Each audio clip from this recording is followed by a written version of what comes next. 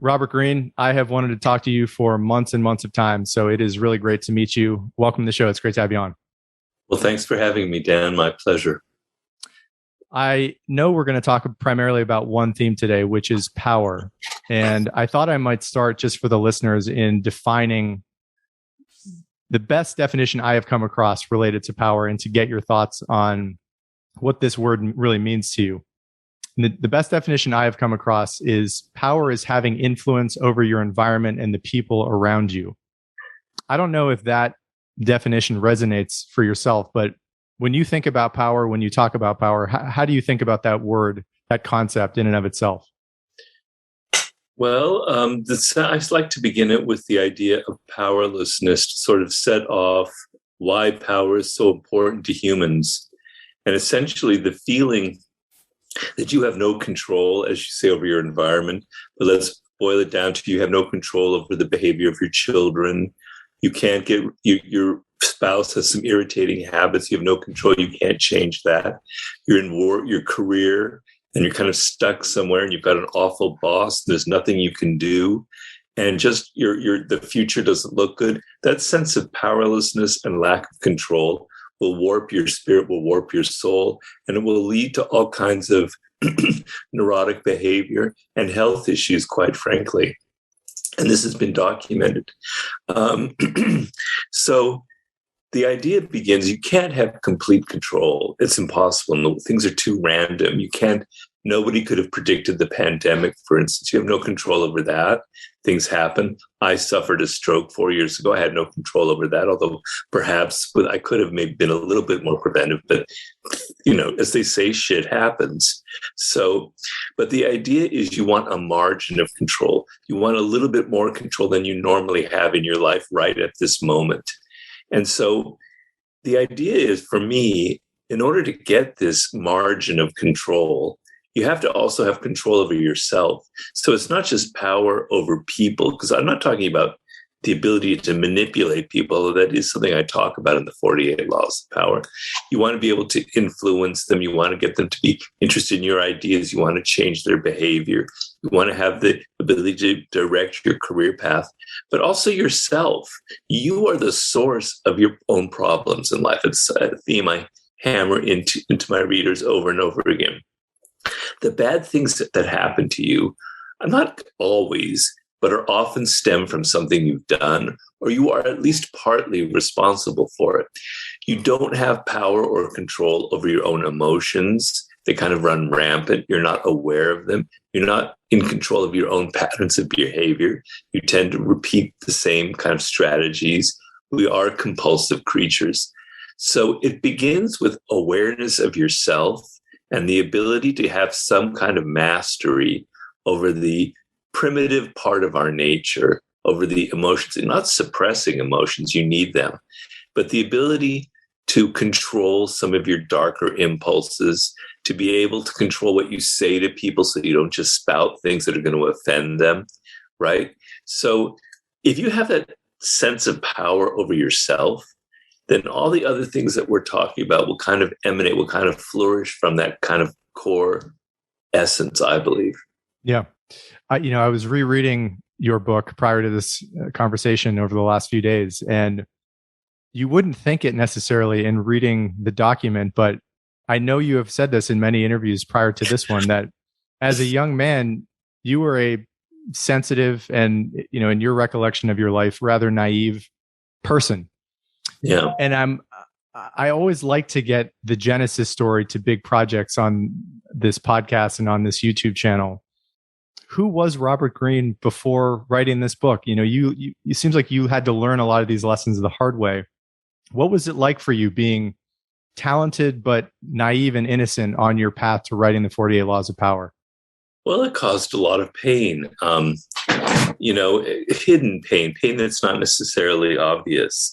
So when your career isn't quite going right and you feel like there is something you can contribute, but you're not able to do it, and you don't really know why, then things happen inside of you. You get depressed. I was extremely depressed before I wrote the 48 Laws of Power. I was starting to lose faith in myself, although never completely. And you can start to sort of spiral downward. So, I mean, I was essentially the same person that I am now, but now the books that I've written, because I've written 7 books, I'm on my 8th book now, they've also changed me in a very deep way, because to write a book requires so much effort. You have to bring your whole body into it, all your habits, your daily life. It sort of takes you over, and it kind of rewires your brain. So writing the books have actually kind of shaped me in a way. But, prior to writing the 48 Laws of Power, I was deeply frustrated because I knew that I had something to say. I had a message, but I couldn't figure out how to do it. But my girlfriend at the time, who is now my wife, she said, before writing the 48 Laws of Power, you were giving me the best advice on my own career, on my own problems. And so it was natural that you were able to write this book. But when I gave advice to people before writing the 48 Laws of Power, nobody listened to me, because who are you? You haven't written a book. You're a nobody. You're kind of a failure in life. You had 60 different jobs. You never succeeded in Hollywood, etc. So who are you to give me advice? Now suddenly the 48 Laws of Power appears and everybody wants my advice. But I'm still the same person. I'm still thinking in the same way. So a little bit of it is kind of an illusion, but it's also the fact that it's based on something. It's also not an illusion, though it's based on something very real, on incredible amounts of hard work. And all of the pain that I went through, I don't want to over dramatize it, because, I had a good life. I was making money, I wasn't rich at all, but I was able to support myself. But I was kind of upset and depressed. But all of it came out in the end because I had developed so many skills over the years, and I never completely lost faith in myself. And so when I got the chance to write the 48 Laws of Power, actually back in 1995 was the first little germ of it, I was so ready, I was so prepared that, man, I gave it everything I had in it, and it just took off from there. You have said, I know in prior conversations, that there's a fury, there's a underlying sense of rage in that book. And, one of the most amazing things to me about the book itself is, it's more than 20 years old. And I checked a few days ago, I checked yesterday, I checked just before this conversation. It was in the top 10 last week. It was 11 yesterday. It's 12 today. All right. First of all, congratulations. Thank you. Very, very few books have that kind of enduring message that would captivate so many people. I've heard you say this too in prior interviews, that we're both Americans, that people are often reluctant to talk candidly about power in our society. Yeah. Why do you think that is? And I want to talk about Carl Jung later in this conversation, and the concept of the shadow, which I think you and I are both equally fascinated by. How do you think about power in our culture, and what is the reluctance to be a bit more candid about people's desire for that in America and in the world? Well, I don't have the quote in front of me. Actually, I do have it here. It's one of my favorite quotes. I don't know if it's kind of long. It's from Gore Vidal. Please. And it goes, "We have got so into the habit of dissembling motives, of denying certain dark constants of human behavior, that it is difficult to find a reputable American historian who will acknowledge the crude fact that a Franklin Roosevelt, say, wanted to be president merely to wield power, to be famed and feared. To learn this simple fact, one must wade through a sea of evasions. History as sociology, leaders as teachers, bland benevolence as a motive force.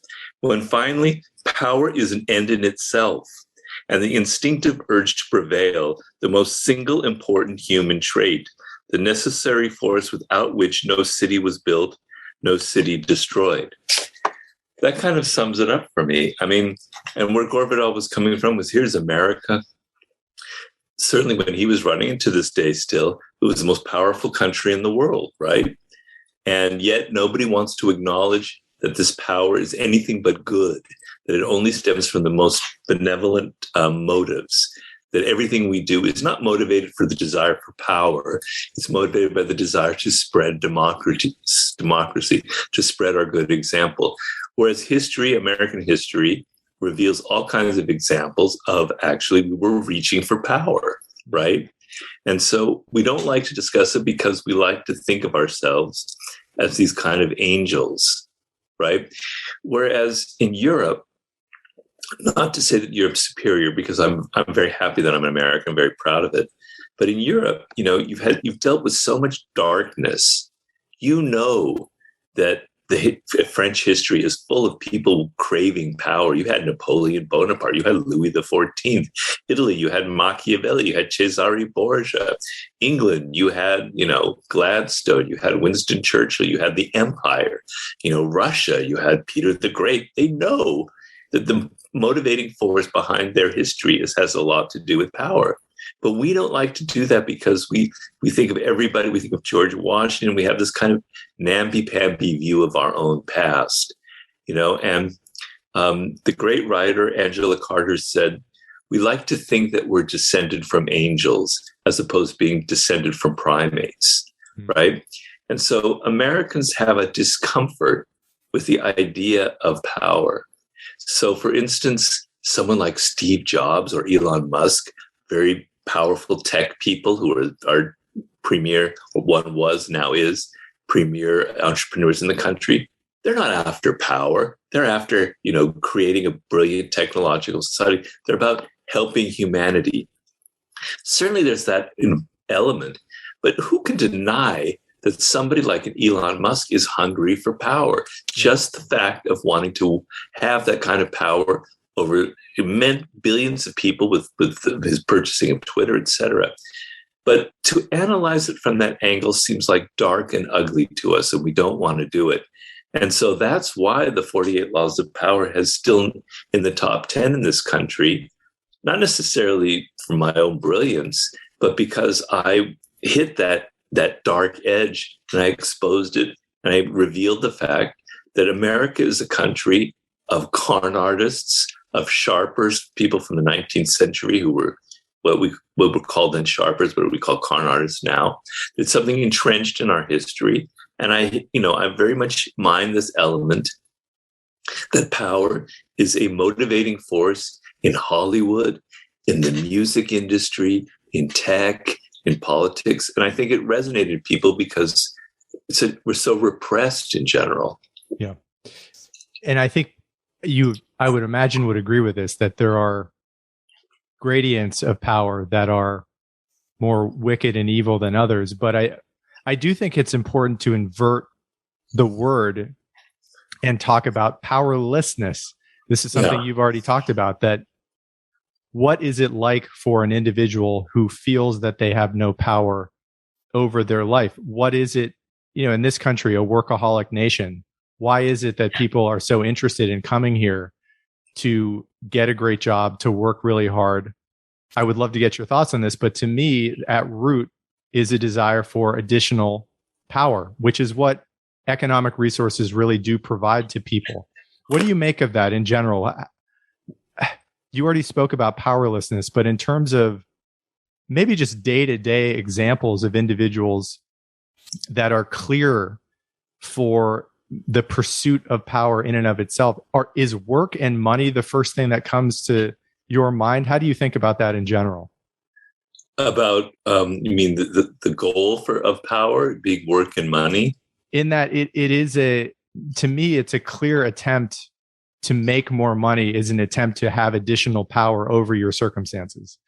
How do you think about that? How do you think about money as an aspect and work as an aspect of individuals' attempt to increase their own power?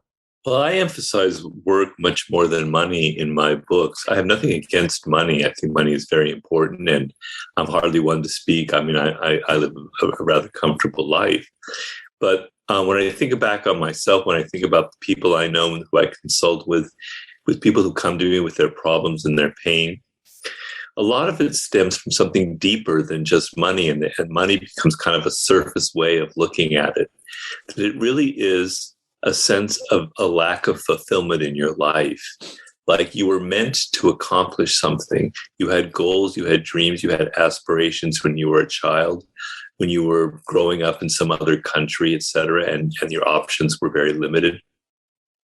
And choosing a career that fits you emotionally and intellectually, is the deep, most satisfying thing that you can aim for. And in the end, will bring you more money than you can imagine. Whereas people who are just after money and associate money with power, and actually, I don't associate the two. So I've consulted with people who are vastly wealthier than I am. I was on the board of directors for American Apparel, and I've seen CEOs. These are people who in some ways don't have much power because they don't have any control over themselves, and they're at the mercy of market forces, etc. They don't have a great vision for the future, and they kind of lose the company that they had, or they drop. They have a very big downfall from their high position because they have no control over themselves. And Machiavelli said what leads the downfall of most leaders is that they rise to power based on one critical element in their character, like their aggression. Okay.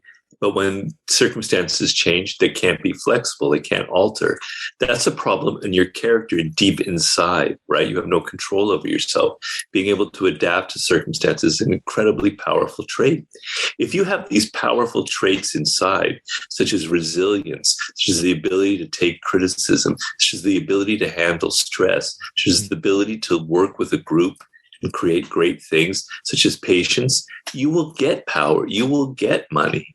But if you don't have those qualities, you can fake it for a while. And I've seen many people in business who fake it quite well. But in the end, those flaws in your character will lead to feelings of powerlessness.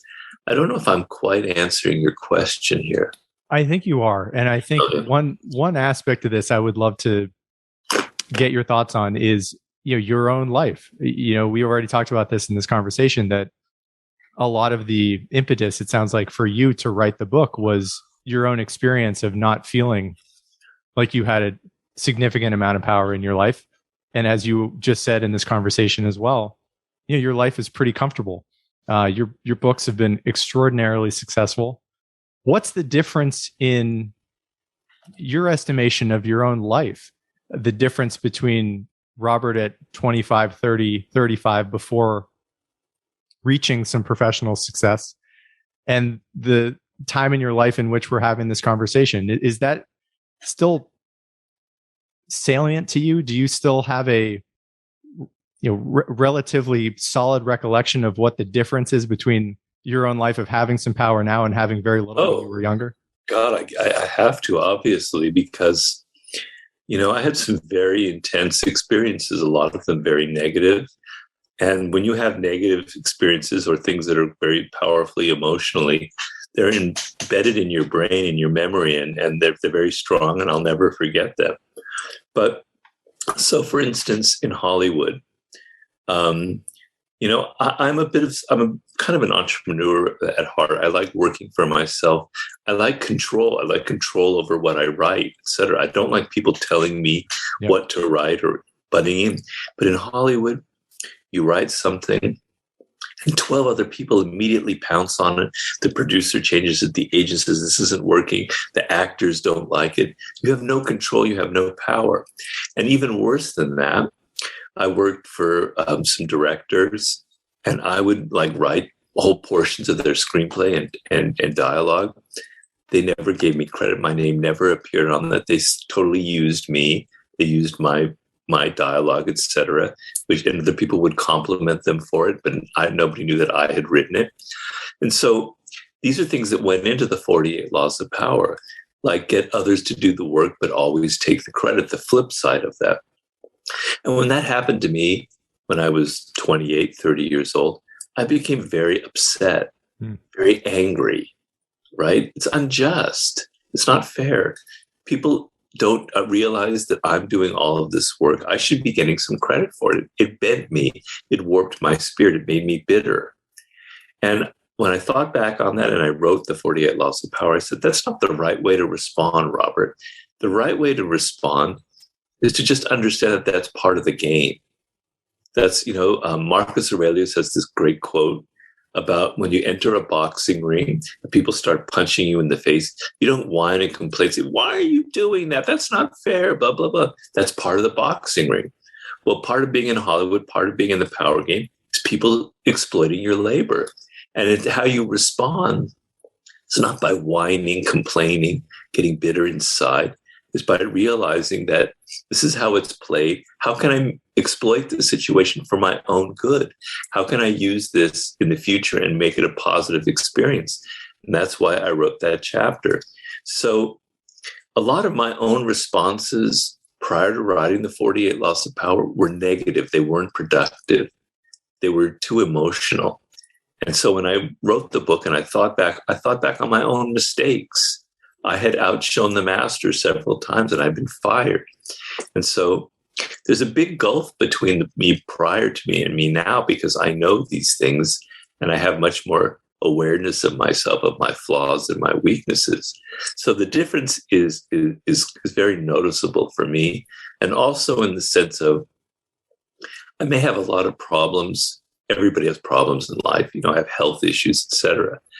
But I never, ever have to worry about that kind of powerlessness before. Again, I have control over my product, over my career, over the books I produce. And that is the most satisfying sensation of all. So there's a very big difference between who I am now and back then. And I'm glad you brought that up, because that is one aspect of your own life that I wanted to talk to you about, which is the real changes in the past few decades of your life that have given you a sense of control. I think you and I both, you mentioned this already, that there's a sense in America that, we descend from angels and not from primates. And I certainly, I think we probably share a view of, our own animal nature. It was as you think back on your life, was the great increase in power for you professional autonomy? Is that what you think really gave you that sense of control? I mean, to me, we are all, descended from primates. And I don't think, in learning, the more I have learned about evolutionary history, that it is particularly natural for human beings to have a quote unquote boss. That there's something, I think, deep in the human animal that resists that kind of control. Yeah. When you think back on your own life, is that, of all the increases in power maybe that you have obtained in your career, do you point to that one as the best for you, of having professional time, which really is time control, right? It's autonomy in the world of time. Is that correct for you, or do you think about it in another way? I think about that very much so. That's very well put, but it's a kind of combination of qualities. So, I have a vision about something that I want to create, or an idea, like the 48 Laws of Power. And I get very detail oriented. I want to make this book the best book ever on that particular subject. And I bring in all of my research, and I bring in all of my creative energy and all of my experiences, and I put it together. And I create this large project. It's not just the writing, but it's also the research, the way it's crafted, the writing, the style, etc. So I have this overall vision. And when other people are involved, they mess with your vision, right? So yes, the time element is extremely important, because before I wrote the 48 Laws of Power, I really didn't own my own time. So my pattern of living, at least prior to the book, when I worked in Hollywood, was to work 6 months. And because I couldn't stand it, I would quit and then spend 6 months trying to write. And at the time I was writing theater and screenplays and novels. And then I'd be completely broke, and then I'd work another 6 months, right? But during those 6 months, I didn't own my time, right? And I thought that was the most miserable sensation of all. But now the ability to create a complete thing that is a reflection of me and my own weirdness and what makes me different is, to me, the ultimate in power. I have no right to complain about anything anymore, because I know a lot of people who write books right now, and they don't have the degree of control that I have, right? I can basically write my ticket. So the sense that I can create a vision from start to finish and pretty much shape it on my own is to me the ultimate position of power. And it's a lot of people don't have that, and I empathize with them very much. They don't have that luxury that I have. And so, I write a lot about, I've never liked having a boss. That's the other thing in me, because I've had 60 different jobs. I'd always have the feeling like, damn, I could do this job better than you. Why am I in this inferior position? Why do I have to listen to your bad ideas? Why do I have to brown nose somebody who's obviously incompetent? I hated working for other people. I never held one job for more than 11 months. I couldn't even make it to a year. So you add all that up, and yeah, I'm an entrepreneur at heart, but an entrepreneur who writes books. So yeah, that degree of complete control and owning my own time, which is a very important element. I wake up when I want to. The downside is I have to be able to manage my own time and not have somebody breathing down my neck. But it's like the difference between being free and not being free to me. Yeah, I think that's very well put. And I know you have talked, this is a concept I believe that originates from you, between the difference of dead time and alive time, and that owning your time, you really have a capacity for maximizing the amount of alive time that you have in your life. And even you have talked about this as well, the ability to turn a boring job into potentially having more elements of a lifetime. If somebody is listening to this who identifies themselves as a young Robert Greene, they hate their boss, they have this real energy for autonomy and independence and are struggling. Obviously, you did for years and years and years. You just said this, that you've had something like 60 jobs before the age of 40, I think. What are if you were advising someone who is you see a younger version of yourself in them, someone who has some talent and is really driven to become, you just use this word, free, or at least more free, what are the one or two pieces of advice or biggest mistakes you see people making that derail them from having a life that they really feel like is their own? Well, you have to have patience. Yeah. And so a lot of young people are derailed by their impatience, and they think that I need to get a job that pays a lot of money. As we said before, they equate money with that freedom. And I equate learning skills with freedom. So when you're in your 20s, what you want to do is you want to have some fun. You want to have some adventures. You don't want to be so narrow focused that you're only heading down this one little career path like that. Because you're young, life is exciting. You need to enjoy that, and you need to make use of it, because believe me, it doesn't last that long. But during that incredibly wonderful period of life in your 20s, you want to be learning skills. You want to be learning about life. You want to be learning about people. And so don't be in a hurry to create that great business. Don't be in a hurry to write that great book. Accumulate experience about people, accumulate skills. For me, it was writing skills and life experiences that went into the 48 Laws of Power. But, other people are going to have a different path. They're going to go into business, etc. And I often tell people, if you're 22, 23, and you're living in Brooklyn like you are in Williamsburg, and you're offered two jobs out of college, one is like $100,000 at, some Wall Street firm, right? And the other is like $25,000 a year working at some tech startup in Brooklyn where there's only 4 people working there. And it may not last for a few months. Take that $25,000 job, because you're going to learn. You're going to develop skills. It's going to be hands-on. You will get an education that is far superior to any MBA, to any internship at Goldman Sachs, etc. Right? So you want to learn, you want to develop, and you want to explore.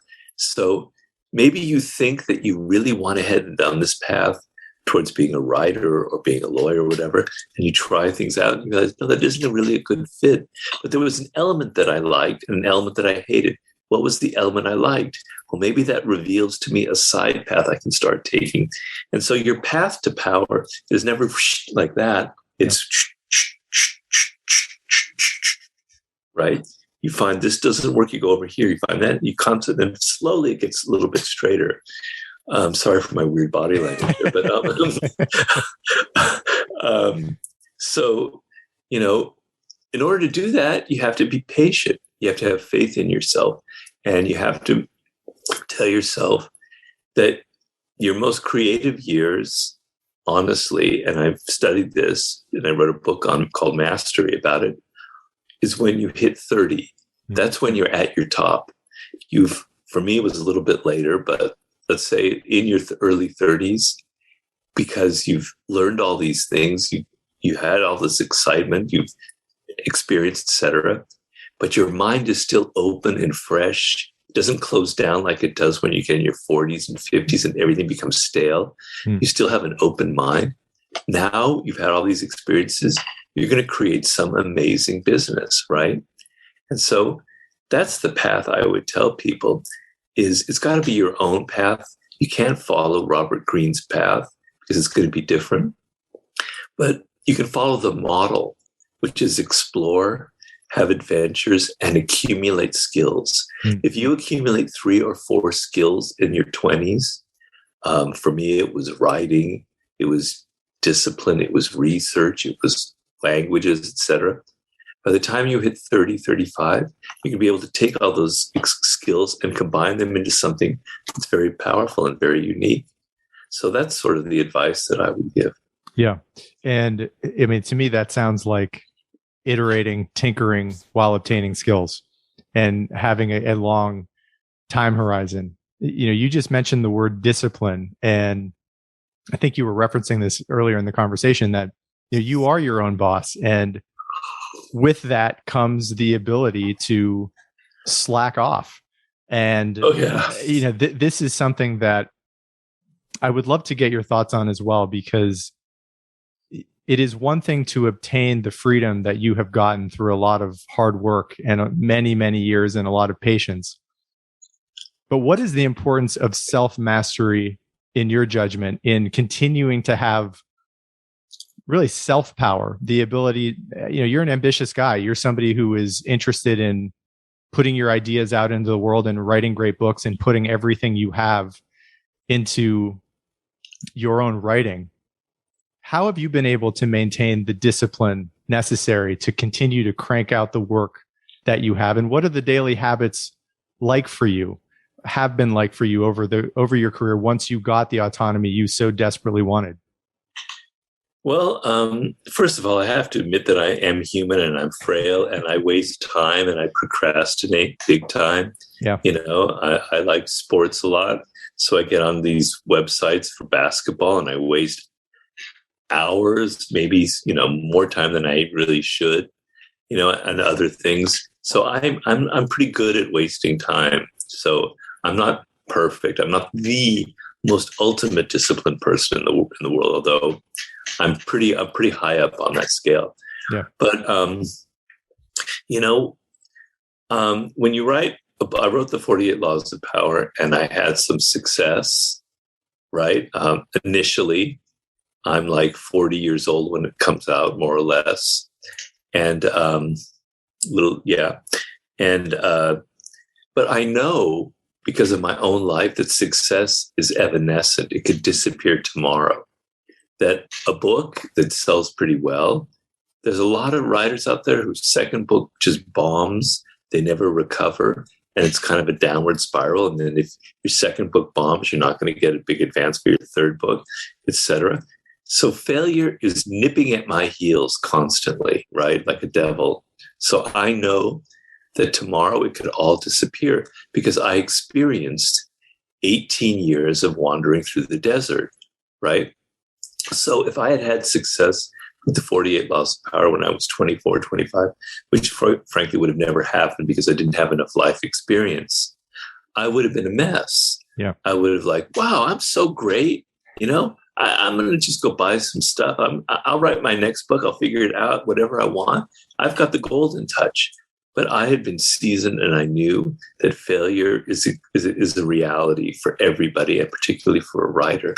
So when it came time for my second book, which was The Art of Seduction, I said, I don't want to repeat the 48 Laws of Power, because I know just repeating the same idea is not a failure, is not a recipe for success, right? It's repetitive.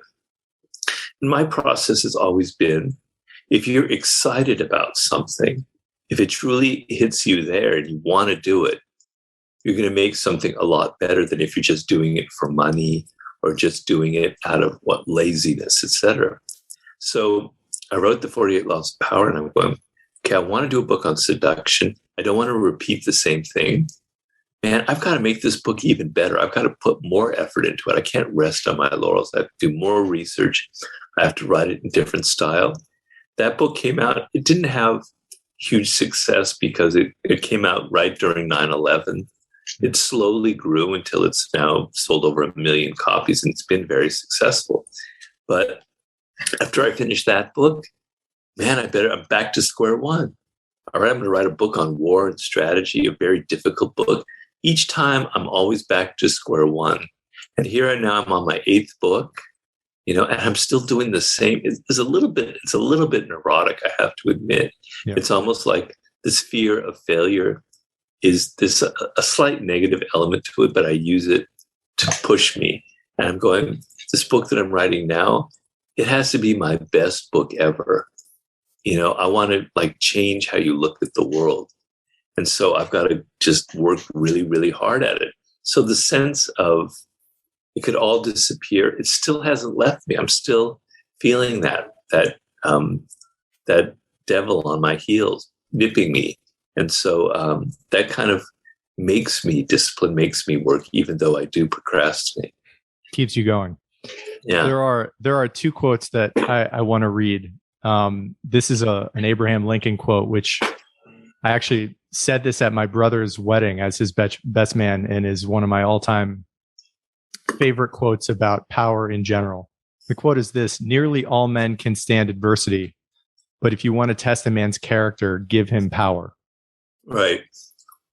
Maybe if we could stop there and give you a little time to flesh that idea out, because I think one of the reasons why people are so suspicious of you and your work related to power is they think there is something inherently unethical and dark about talking openly about power, of recognizing the desire of humans to obtain power.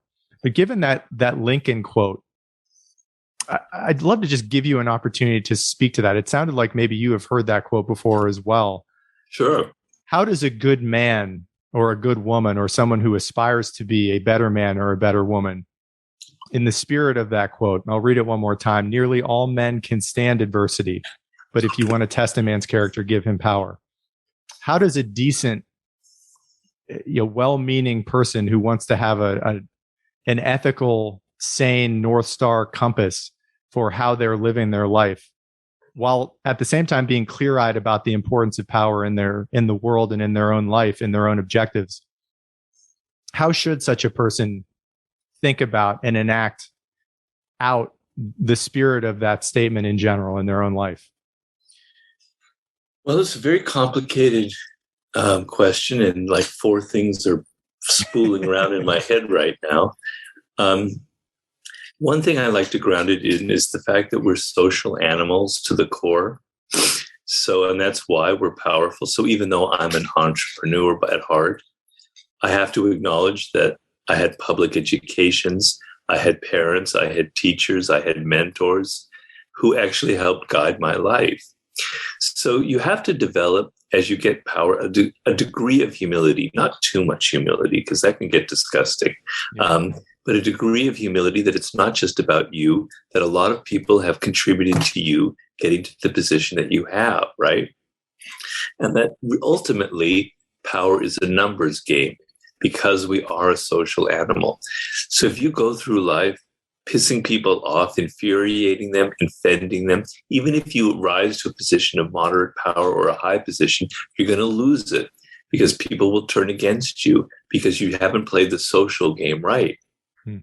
So if power is a social game, if the work environment is a social environment, and it depends on getting a good team together and working with people and knowing how to cooperate, then that alters the game completely. It gets you out of the ego-driven mode of power. It's not about you. It's not about the attention you get. It's not about the money. For me, it's about creating something great that's going to change people's lives. So it's what motivates you that's going to determine whether the power kind of warps you or not, right? So the idea that power is inherently evil is just the stupidest idea I can think of, right? Abraham Lincoln wielded enormous power, and he had this tool in his hand, and he used it to maximum effect. He was a brilliant, brilliant president, but he understood the game of power very well, right? But he wasn't somebody that was driven by his ego. Now, we're not angels, as I said, we're primates. So there is always an element of ego. You can't divorce that from it. It's just a matter of degree. So if you're focused only on the attention you get, only on the love that people show you, then it's going to fade. You're not going to be able to have much power. It won't last very long. But if your motivation is, I want to use it for some good. I want to take this instrument and I want to create a great product, a great business, a kick-ass automobile, a great book, some piece of music that's really going to inspire people. That's a whole different way of thinking about power, And I don't know. It's weird because people think of my book as evil. Some do.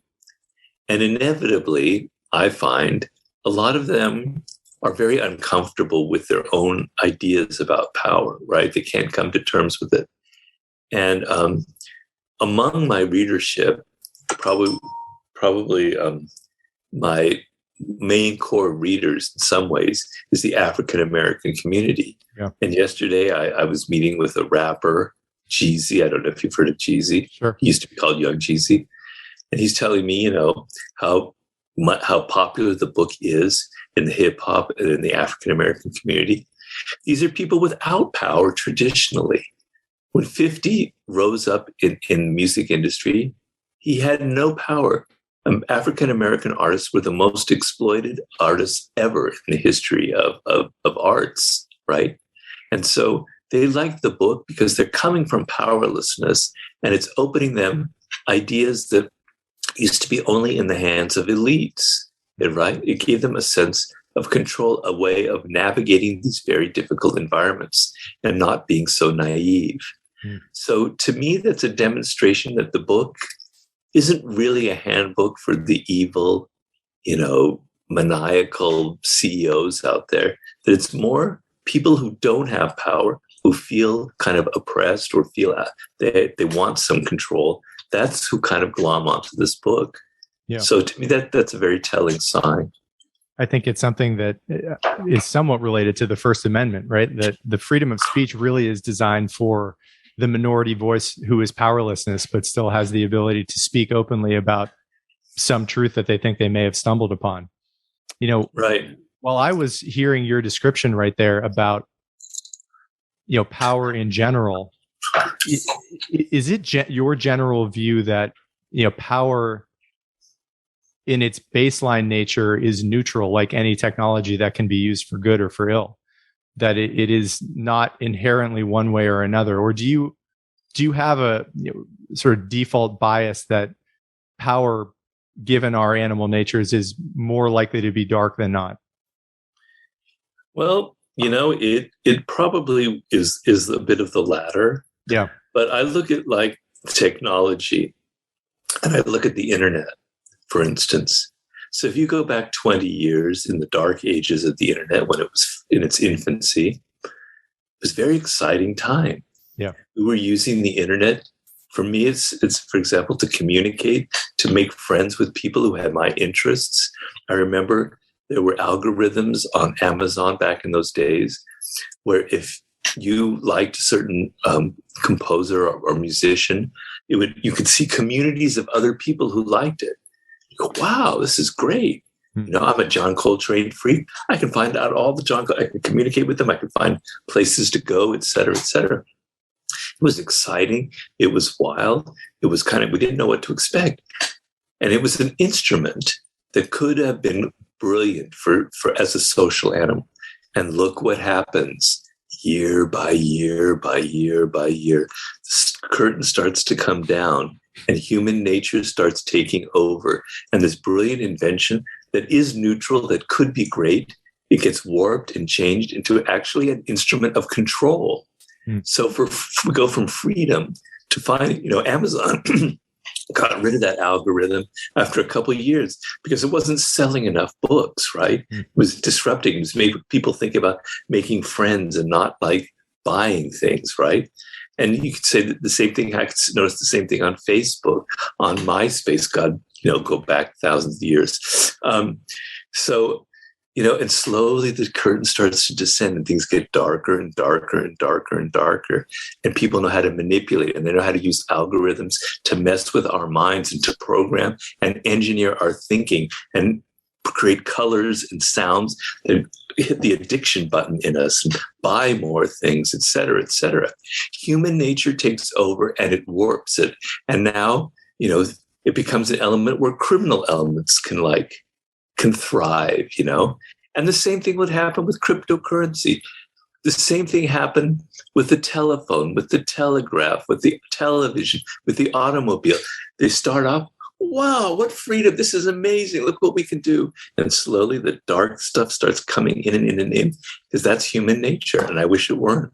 Yeah. Speaking of that, and I mentioned his name earlier in the conversation, that I know you're a big fan of Carl Jung and have talked about in many interviews I've seen the concept of the shadow. And I want to read, this is the best definition that I have found. And I actually think this is directly from Jung, where he is giving he probably gave multiple definitions of the shadow over his life, but this is one of them. And this is me quoting him. I would define the shadow as those parts of us or of our groups and organizations that, when brought to consciousness, are troubling to our concept of ourselves, contradictory to our professed values, or intimidating in what they may ask of our timid souls. When I think about power in the context of America, and obviously this is a sweeping generalization, and you've already spoken to this a little bit during this conversation, that perhaps the reason why we are so uncomfortable with talking candidly about power is that it makes us uncomfortable. It flies in the face of our cheery, polite, welcoming, positive, benevolent perception of ourselves.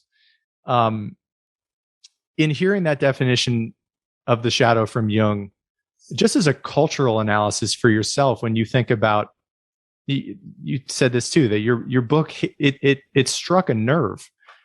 People in this country are seemingly desperate for an outlet and a candor about power in this country. What do you make of power as a shadow element within the American psyche? I know that's a large question, but one I would imagine you have thought about quite a bit in your career. Well, the shadow comes out as an individual. We all have a shadow and a dark side. And a culture has a shadow and a culture has a dark side. And, we can say it's not just America. Every culture has that. So you have your ideals about what the world should be like, about what your country is like and what patriotism means. And whenever you have something positive, as Jung demonstrates, it generates the opposite. It generates the shadow side. He called it enantiadromta, which is a Greek word that comes from Heraclitus. It's about contradictions. So the moment something appears as an ideal or something, it generates the opposite. And you can't help that happening. And so our culture has the shadow side. I like to look at movies, for example, or music, but movies is more really more kind of primal. I think a lot of our shadow side comes out in films, in our entertainment, right? The violence, the kind of anger, the kind of primal satisfaction we get from somebody getting revenge and killing the villain, and all of the guns and bloodshed. And in those films, what do we see? We see all of the Machiavellian characters running amok, and then in the end, they get killed. There's a nice little tidy moral tied up at the end so that we can all feel good again about ourselves. But what the film is really communicating is it's communicating the shadow. It's giving you a vent so you can look at all those dark little villains and actually delight in seeing them because you're so repressed and you're excited by the Joker, by all these icons, et cetera, et cetera. You're more interested in the villains than in the good guys because the villains generate the story. All the dark elements in our culture, they just ooze out in our entertainment in film. It's there in black and white, and people like to try and tack on the happy ending or the little moral at the end. But to me, the real message is in the medium, is what the whole film shows, and the violence. And we see the kind of undercurrent that has always existed in American culture, the violence from the frontier days, kind of percolating and still, very much part of our reality here in the 21st century. So, I guess I've lost sense of what the question was. It happens to me sometimes. Well, you just use this word repression, and I think a lot of what the way you just described the shadow is the inverse of the way one might present themselves to the world. And what are the ways that you see in our country that are the primary ways in which people feel repressed? I remember when Breaking Bad, for example, was taking off, and it was one of those series in a long line of very popular TV shows where the main character was an anti-hero. Right. Was an everyman who comes down with a cancer diagnosis, and within a couple of episodes is a drug kingpin who has no qualms about killing other people. How do you think about that in terms of our own shadow side, our own repression in the country? How is that? How would you detail that and describe that about the U.S.? Well, I don't know. I don't really know quite how to answer that. I mean, I was sort of saying that in entertainment and in shows like Breaking Bad or shows like House of Cards or whatever, all of the things that we don't want to acknowledge about ourselves, we put in these films, and they're like dreams. So it's been shown by psychoanalysts that being in a movie theater, which is now no longer our experience so much, kind of simulates the idea of being in bed and in dreaming and asleep, right? And when you dream, that shadow is running free, right? How many dreams do you have? I constantly have them, I admit, of I committed a crime. I killed somebody. Oh my God, the police are after me. I just did this sexual act with this woman cheating on this person. Oh my God, what's going to happen to me? All of the repressed emotions, they just come bubbling out in your dreams, right? They're there. And they're in your unconscious. And I tried to point out in the Laws of Human Nature that what you really want to do is acknowledge your shadow. So if we as Americans could acknowledge the fact that we are fascinated with crime, that we are fascinated with con artists, that we are fascinated with people who get away with stuff, right? If we had some honesty, it would be a lot better for us in the end, I think. As much as it is for an individual, it would be for our culture, right? Then these movies wouldn't have to be so repressed. Then we wouldn't have to tie on the little moral thing at the end. We would all realize that this is actually who we are. This is our reality. But what happens with people and cultures is you deny. So it's always the other person that has the shadow. It's always the criminal. It's always the guy who's starting a meth lab. He's the bad person. No, me, I don't have anything like that. So the venting of our repressed side comes out in entertainment, but we never get to reflect on ourselves. Like, well, maybe I'm just like that character in Breaking Bad. Maybe I'm like the Joker. Maybe I have a side that's manipulative, that's dark, that I could even commit a crime, that I could even be in prison, et cetera, et cetera. So that's the problem. That's the repressed element that's very dangerous. When you can't acknowledge that you have a dark side, then it comes out in all sorts of other ways, in very dark, in very evil ways, because you have no control over yourself. So that's to some degree how I would answer that question. You know, you had a very popular interview that you did earlier this year with Jordan Peterson. Oh, yeah. This is, you know, the two of you have a lot of overlap, I think, in, you know, ideas that you think matter for a society and a culture. And Yeah. I know this is something that he has talked about many times, about integrating the shadow, right? And I think the real reason, I think for people who are listening to this who disagree, they were one of the ideas, one of the thoughts that I would imagine. How can you disagree? Well, how can you disagree with reality? I think it's scary, right? Yeah. They're concerned. Why would you want to bring up something so dark? Why would you want to even bring that to your own consciousness? And I think the big point is the one you just made, which is that by integrating that, by being honest, by seeing clearly your own nature, you are much less likely to be controlled by it and Right. have moments where you do something truly awful. Is that roughly your analysis and conclusion about the shadow and the repressed side of our natures in general? Well, I mean, doing something awful, there's degrees of that. Obviously, there's murder, but most people aren't going to go that far. But the less talked about, more subtle side of the dark shadow will be abusing your spouse, of being a boss who kind of exploits and manipulates people, who says something really nasty to offend. You know, it kind of comes out in this sort of behavior that you don't really control, which afterwards you can excuse and say, give some rationalization. It leads to treating people poorly, right? And kind of exploitative, manipulative-like behavior, and things that in the end are going to cost you, because they will cost you. But, you know, so coming to terms with your shadow is by far the most important thing, because if you don't come to terms with it, it's like controlling you, right?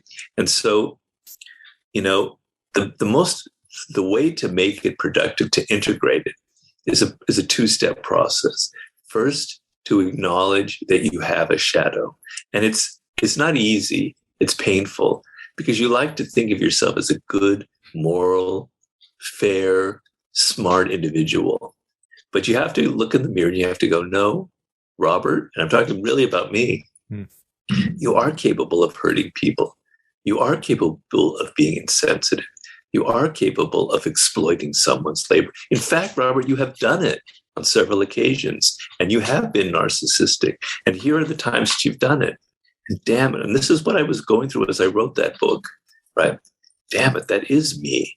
You know, all right. But then I thought and I realized, you know, and also some of it is I have a lot of anger and kind of ambitious energy where I want, like, I really want power for its own sake. I don't deny that. But then I think, well, what did you do? You channeled all of that energy into writing your books. You put that anger and that ambitious energy into creating a book, right? Into exposing all these things that are going on. Okay? You've always been somebody who doesn't like injustice, and you're trying to maybe talk about that in some of your books, about giving power to people who normally don't have power. So channeling your anger, channeling your ambition, channeling your resentments and bitterness about your experiences in the past, instead of letting them stew in you and come out in all these kind of unintended ways, is the most brilliant thing you can do, because that dark energy, that aggressiveness, that ambition, that kind of energy behind it is very powerful. It contains something very exciting if you know how to channel it. You know, athletes are really good at that. They take their anger and their competitive spirit and they put it into crushing their enemy totally, to quote one of my own laws. You know, they're going to win. And being aggressive and ambitious and competitive turns into a positive thing. You know, Malcolm X, who's one of the icons in the Art of Seduction, he took all of his anger and frustration and bitterness about what it was like growing up Black and poor in Boston, and he put it into becoming this preacher. And when he preached, all of that anger, it wasn't just like spewing, it wasn't ranting, but it was there underneath, and he channeled it into something brilliant, and it led to great power. If you're an artist, that anger, that dark side, contains all of this incredible energy. It's full of creativity. Don't deny it, don't repress it, but face it and channel it, is what I tell people, because if not, it's going to control you. You're going to be mean to your children. You're going to make them try and become something that they don't want to become. You're going to force on people your own ideas instead of being gentle on them. You won't know how to persuade and influence people. You'll be running amok because your shadow is doing things that you're not even aware of. Yeah. Also with the risk of living in denial, of not being honest with yourself about what's happening, letting the dark side win out in your behavior. And I was thinking, as you were giving that answer, about an example that I know Jordan Peterson has given many times. It's a book called Ordinary Men. And it wouldn't surprise me if you're familiar with that book, but it documents the story of German police officers from the 1930s. Yeah. And talks the reader through the evolution of these middle-class, married, ethical, normal individuals who within 6, 7, 8 years have joined the Nazi regime and the Nazi military, the Third Reich, and are shooting innocent pregnant women in the back of the head in Vienna or elsewhere in Europe. And that's obviously an extreme example of that, but I think it is an important thing to remember, as you just said, when we think about evil in the world, that we think that individuals like that are so much different than we are, when in reality they're so much more common to us than we like to believe. Well, I mean, we were talking earlier about the internet, and now the curtain descending, as I discussed. The internet is now this incredible medium for venting your shadow side. Yeah. So you get all of these trolls coming out of the woodwork, and they can actually do all of their trollish comments and push people's buttons, say kinds of nasty things, and kind of be angry and violent and aggressive and pay no price for it. Yeah. Right? They can get away with it. Wow, that's fantastic. That's another place where our dark side comes out, and it's ugly, and it's quite frankly destroying social media to a large extent. I know many people who won't go back on Twitter because they faced mobs before. And so, you know, the other thing about the dark side is, if you believe in a cause, such as you're a conservative or a liberal or whatever, that gives you license to do all kinds of dark, ugly things, because it's all for the sake of goodness. It's all for the sake of this ideal that I have. So I can be mean to people because I have good intentions. I'm trying, I'm going to save the planet, et cetera, et cetera, et cetera. So also ideals and feeling like you're part of some great cause is generally a cover for getting out your dark. Not always. I don't mean to say that all good causes are like that, for sure, no. But some causes are like that, where people get to join it, get to vent all of that ugly, dark energy. The thing is, the shadow is like a vacuum. Right? If you have it in you, and if you find a place to vent it, it just sucks it out of you, and you go to it. You go to the internet. You go to some public space where you can be with 100 other people spewing your anger about something, et cetera, et cetera. So that's why you have to come to terms with it and stop denying it. Yeah. I wasn't planning to go in this direction per se with this conversation, but it would behoove me. I would be remiss to not bring this up with you, because a lot of the conversations I have had on this show are about the fraying of American culture and American society, the polarization, the spewing of rage and anger that you just talked about. And I'm wondering, given your expertise in this realm of human psychology, and you're thinking about, the shadow in general, and probably just as an American, a desire for the center to hold and for this American experiment to continue. I don't want to put words in your mouth, but if if that is, a net goal over the long haul for yourself, I bet we agree on this, that we're in a perilous time right now, in a very odd moment in American history where things do seem to be significantly more frayed and polarized than is normal in our own history, despite our own historical issues as a nation.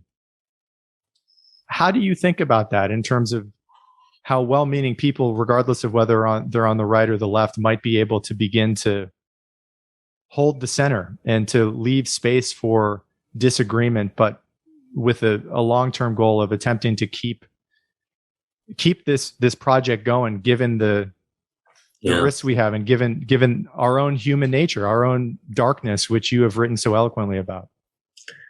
Well, the first thing to understand is it's not a unique moment in history. There never is. Yeah. You study history a lot, you see these kind of polarizing tendencies. It's like a dynamic that occurs over and over and over again. We saw it in ancient Greece. We saw it in ancient Rome. We see it through the course of modern European history.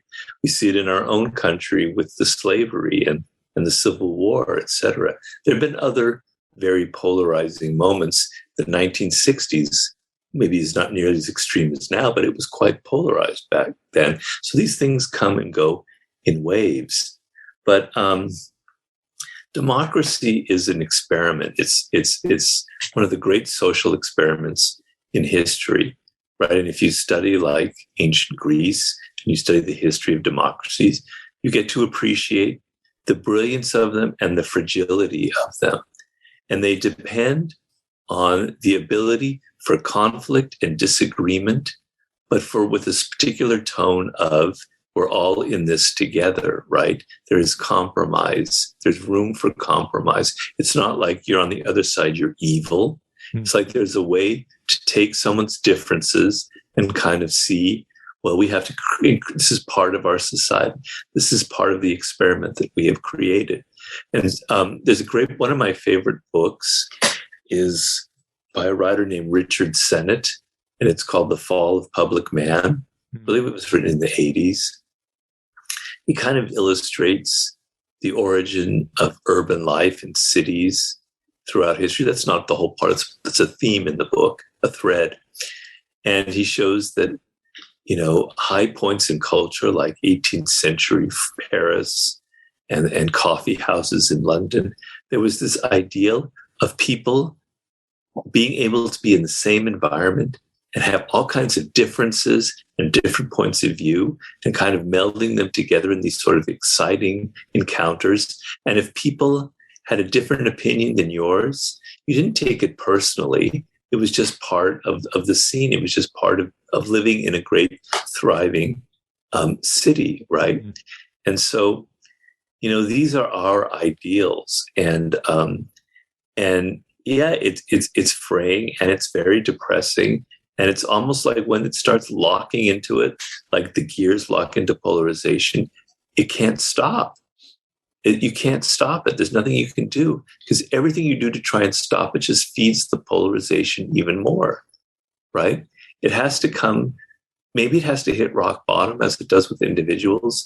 Maybe we have to have some more, I hate to say it, more violence, more confrontation. Maybe something ugly has to happen to wake people up.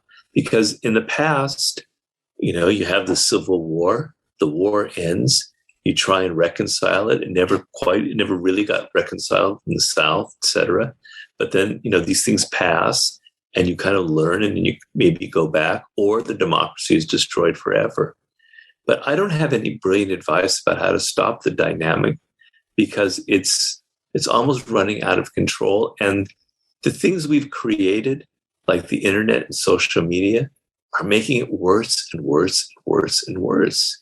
So even if some individuals are noble and think we've got to save this country, et cetera, you can't work against these forces where all that dark element in human nature is just drawn to it like a vacuum, like I said. So these are dark times, but when you read a lot of history, you know that these times will also pass. Yeah. Yeah. It is, for myself, I talk about this a lot with friends, a a sliver of hope that I have about modern times is new media opportunities for people to have a richer diet of exposure to people who they disagree with. Obviously, it's easy to get caught in an echo chamber and not be exposed to ideas and people you think you hate. But long form interviews, it's one of the reasons I'm such a fan of the medium, is an incredible way to be exposed in a much more human way to individuals who you think you have nothing in common with, and can walk away, even if you still disagree with them after watching, a long form interview with a senator or a governor or a political thinker that you didn't think you had anything in common with.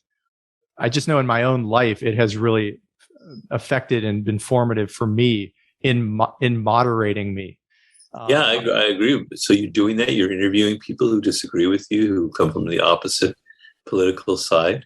I have done some of that, but I think in general, it's just me seeking out, for my personal vantage point, people who are conservative, because that was not something that I ever identified with. But over time, and with the media that's available online, I came to have a lot more respect for my own blind spots and the intelligence and decency of people that, even if I don't agree with their political philosophy, that I can understand their perspective, even if I don't personally agree with it. There are a few laws that I just love to read out for people before closing with a theme that I wanted to get your thoughts on. The first one is law number 4 from your book, and the law is always say less than necessary. And this is me quoting you. When you are trying to impress people with words, the more you say, the more common you appear, and the less in control. Even if you are saying something banal, it will seem original if you make it vague, open-ended, and sphinx-like. Powerful people impress and intimidating by saying less. The more you say, the more likely you are to say something foolish. This is law number 40. Despise the free lunch. What is offered for free is dangerous. It usually involves either a trick or a hidden obligation. What has worth is worth paying for. By paying your own way, you stay clear of gratitude, guilt, and deceit. It is often wise to pay the full price. There is no cutting corners with excellence. I love that line. Be lavish with your money and keep it circulating, for generosity is a sign and a magnet for power. And then these final two might be my favorite. This is law 46. Never appear too perfect. Appearing better than others is always dangerous, but most dangerous of all is to appear to have no faults or weaknesses. Envy creates silent enemies. It is smart to occasionally display defects and admit to harmless vices in order to deflect envy and appear more human and approachable. Only gods and the dead can seem perfect with impunity. Then the final one, this is law 47. Do not go past the mark you aimed for. In victory, learn when to stop. The moment of victory is often the moment of greatest peril. In the heat of victory, arrogance and overconfidence can push you past the goal you had aimed for. And by going too far, you make more enemies than you defeat. Do not allow success to go to your head. There is no substitute for strategy and careful planning. Set a goal, and when you reach it, stop. I feel like that last one is something you have to live through to really appreciate. But I certainly identify with that and see the wisdom in it myself. The last idea and concept that I wanted to go over with you, which I have admittedly seen probably dozens of hours of your interviews in the course of the last few years. Wow. And a topic I don't know that I have ever seen you speak about in relation to power is the concept of love. And, we may have already come to a decent framework for thinking about this in the neutrality of power in general, which we talked about earlier in the conversation. But, in my mind, love is an area of life. If there is something that you truly love, and again, maybe this is going back to the power being something that's possible and capable of creating great evil and great beauty, that love is not an area of life where an exercise of, coercive power is appropriate or even, could even conceivably exist. How do you think about power in its relation to love in general? Well, these are words that we've created. And so, they're kind of fluid. They're just symbols. So certainly we can say that in relationships, in love relationships, in married relationships, power dynamics exist, right? And we can even say that, it's often an arena where the worst power struggles come out. And people can use love sometimes for manipulative purposes, etc. But then let's say that there's an ideal of love as opposed to the reality of it. And the ideal is a wonderful, worthy thing. And it's where you're kind of egoless and you give yourself completely to the other. And you kind of surrender your willpower for a moment at least. And you say, I'm not going to think about myself. I'm not going to think about my own interest. It's not going to be about what I can get out of it. It's about the other. It's about you. It's about me pouring myself into your energy and just appreciating you for who you are, loving you for who you are, not asking, no strings attached. Now, that's an extremely powerful way of looking at love, and it comes with incredible rewards, but not that you should be thinking about those rewards, right? But that's the ideal, and that's what it should be like. It's not necessarily the reality that we're dealing with, but I talk a lot in my books. I talked about it in The Art of Seduction, which a lot of people kind of misunderstand. That could be my own fault. About getting inside the other person and their spirit and their energy and imagining what their life is like and what it's like to be a different human being. Now, that's not always just love, because you can do that in the office. You can do that with your colleagues, with your children whom you do love, etc. But it is a form of love to me, a sense of getting outside of yourself and entering the world of other people and going, that salesperson at the pharmacy, what's their world like? What are they thinking right now? And applying this in a general sense. And if more people did that, if more people lived according to that ideal, that I want to be inside other people's worlds, I want to think in my way inside of them, I want to understand them because they have stories to tell, the world would be a much different place, right?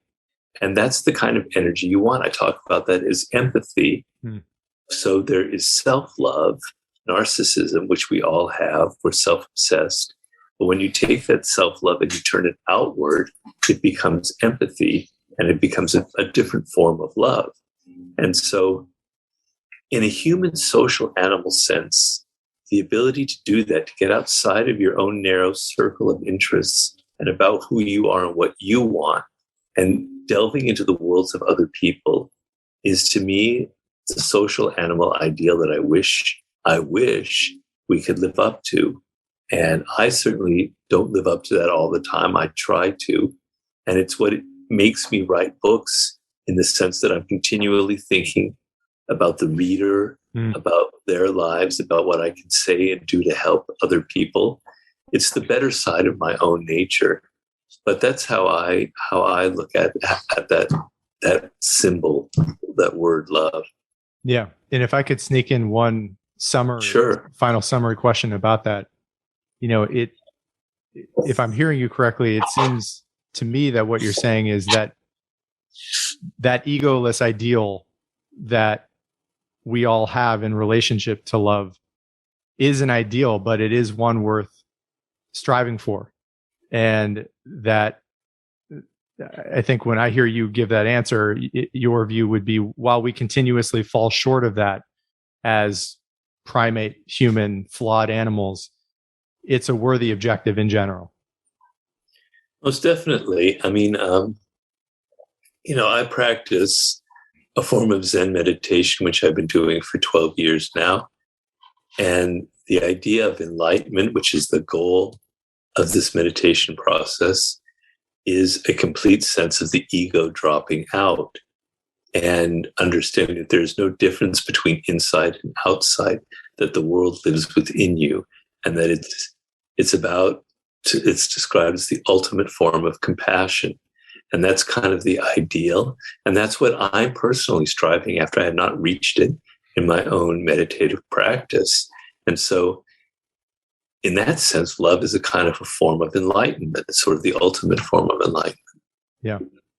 I think that's a wonderful place to close. Robert, I told you this before we started recording. This is a huge honor for me to be able to do this. And I certainly am one of these people who has had, my perspective on life significantly changed by your own work and your own writing. I really appreciate you giving me this time and coming on the show. It was wonderful to meet you. Oh, thank you, Dan. I really enjoyed it. It was a great conversation. I enjoyed meeting you as well. So thank you for the opportunity. Yeah, my pleasure. Thank you for listening to this episode of Keep Talking. If you're finding value in this podcast, please consider supporting the show via the links below on Venmo, PayPal, or Patreon. Your support helps to make these conversations possible.